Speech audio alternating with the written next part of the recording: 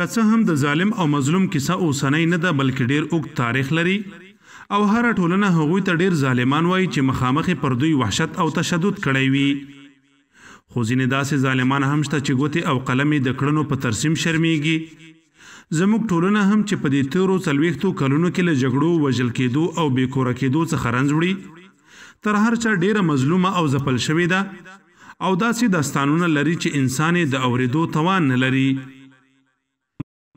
د دې ظلمونو تر شا هرومرو د ځناور صفته انسانانو لاس و او تر ډیره دغه ظلمونه د ډاکټر نجیب د واکمنۍ پر مهال او د امریکایي اشغال وروسته ترسره شوي دي د ډاکټر نجیب د واکمنۍ پر مهال د هیواد په جنوب کې جنرال عصمت مسلم د خپلو شخصي ګټو پراخ قاچاق او مافیا لپاره د ډاکټر نجیب لمن نیولې وه دغه جنرال چې د واک سیمه کندهار او په ځانګړې توګه د سپین بولدک سیمه وه په بېباکۍ شرابخورۍ او فحش ډیر مشهور وه او ویل کېږي چې په خپلو شخصي میلمستونونو کې ګڼ شمېر فاحشې ښځې ساتلې وې د اخلاقي فساد سربیره په ظلم او وحشت کې هم بېساری وه شخصي کرغیړن زندانونه یې درلودل چې د ظلمونو فساد مافیا او هغه مهال حکومت پر وړاندې درېدونکو ته یې پکې ډول ډول سزاګانې ورکولې د ډاکټر نجیب د رژیم له سقوط وروسته عصمت مسلم روسیې ته وتښتېد او 3 کاله وروسته ومړ خو په کورنۍ کې وراره عبدالرازق د ده په پله روان شو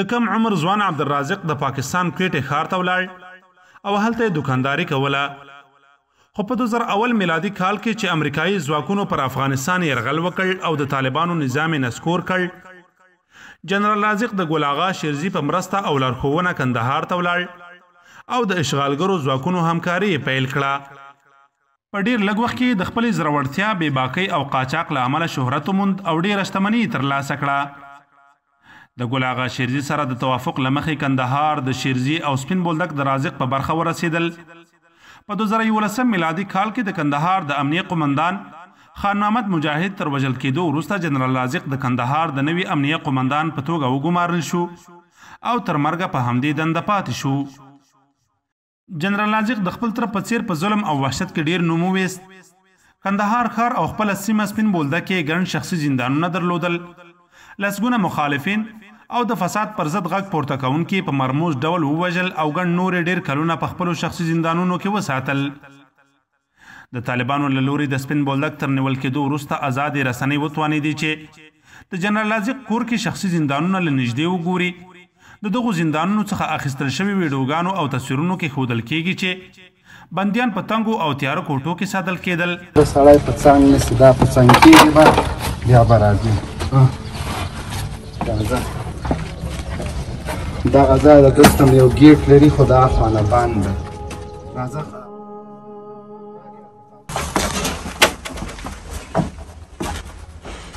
اول دلته لاندې کته کېږو تاسو ته دا خونه ښیم دا خونه چې کومه ده ښکاري تا ته هلته په دې خونه کې دلته 40 کسان تر 50 پورې په دغه خونه کې ساتل کېدل چې 15 متره د ده اوږدوالی ده 2 متره د دې بر ده بیا هغه بندیان چې دوی به غوښتل په شهادت یې ورسوي یا یې په داسې مرګ مړه کړي چې کورنۍ هم خبر نه سي وبوځي بیا یې ریګونو کې خطا کړي له همدغه زیرخانو نه زرګونه کسان په شهادت رسېدلي صرف په دې تور چې هغه د طالبانو په تور راوستل شوي کوم ثبوت نه و د دې په خاطر سزاګانې چې هغوی ته ورکول کېدې د هغوی نوکان ویستل کېده د هغوی اندامونه پرې کېدل هغوی په داسې پایپونو وهل کېدل چې انسانیت ترې نه شرمېږي د هغه پایپونو نمونه هم زه تاسو ته وړاندې کوم دغه مخامخ وړوکی خونه چې ګورئ دا د بدرفت د امتیازو ځای ده دلته 6 بندیان ساتل کېده هغوی درېدلی نه سو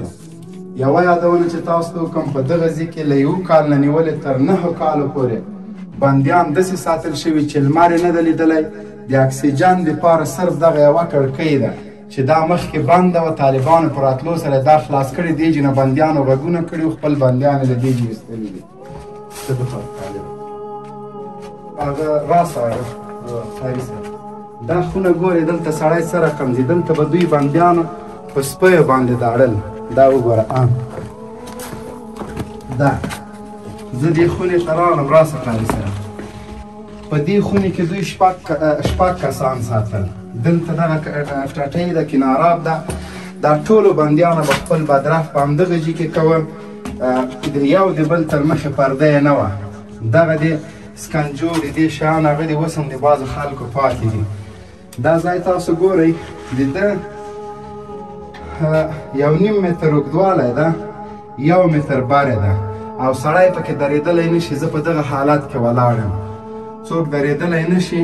په دغه ځای کې دوی 6 کسان ساتل، په لاندې ځای کې 10 کسان ساتل. دلته به یې په سپی هم داړل، وژل یم، شهادت یم رسول، همدغه ځای نه به بیا ریګونه تړل.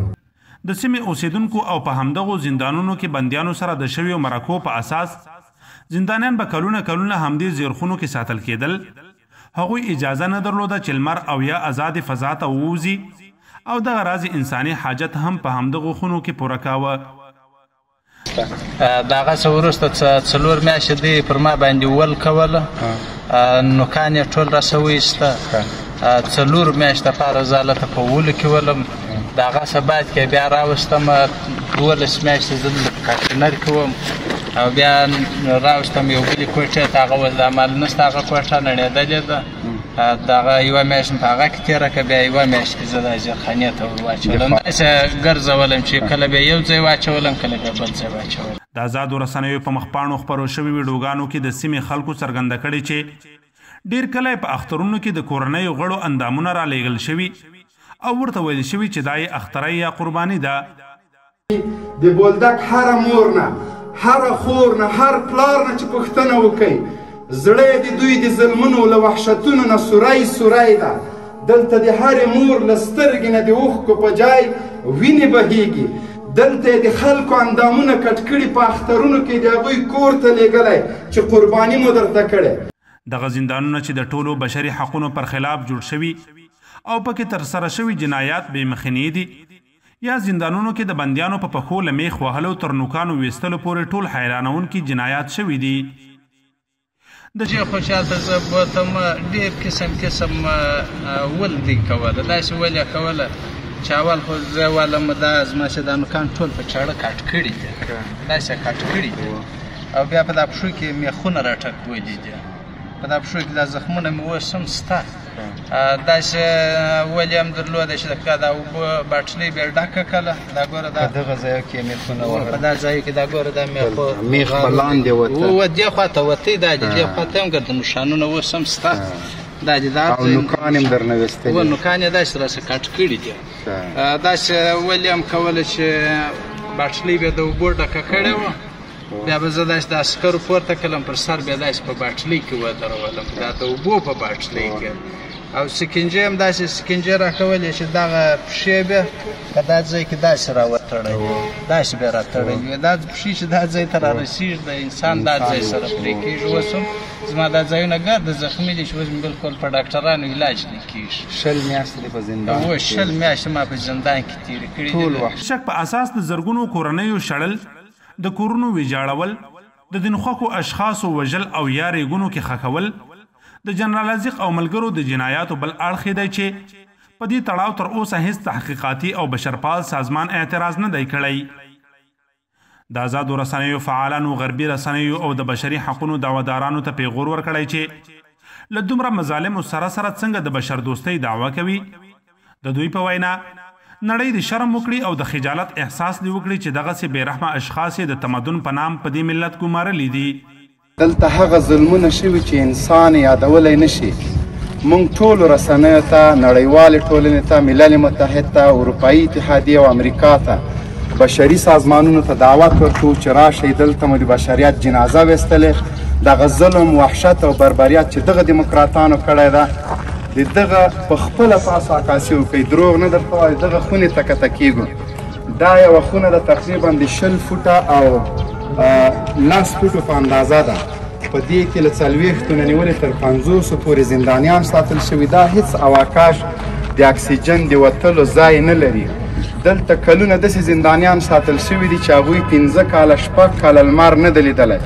د بدبختۍ او د پیغور خبره نړیوالې ټولنې ته دا ده چې کوم بندیان چې په دې تاخانه کې دوی ساتل، خپل بدرف جابچای حیا دې وي، همدلته په دغسې ژړو ډبو کې کول. دغسې ډبې دې نه به هغه پرې کړي وو، په هغه کې به دوی خپل امتیاز بدرف کوه. او همدلته به په کلونو پراته وو. راشئ لاندې ویډیو ګورو. بندیان په دغه ځای کې خپل قضای حاجت کوي. انسان نشي کولی چې دلته اوس هم اکسیجن واخلي.